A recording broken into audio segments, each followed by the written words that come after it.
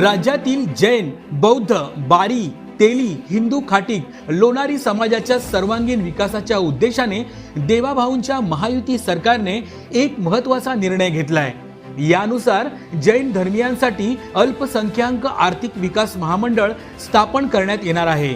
बारी, तेली, हिंदू खाटीक, लोणारी समाजासाठी आर्थिक विकास महामंडळ स्थापन करण्यात येणार आहे। तसेच बौद्ध समाजातील सांस्कृतिक व शैक्षणिक संस्थांना 10 लाखापर्यंत अनुदान योजनेला देखील महायुती सरकारने मंजुरी दिले। महायुती सरकारचा हा निर्णय म्हणजे राज्यातील अल्पसंख्याक आणि इतर मागासवर्गीय समाजातील जातींना आर्थिक पाठबळ देण्याचा उद्देश आहे।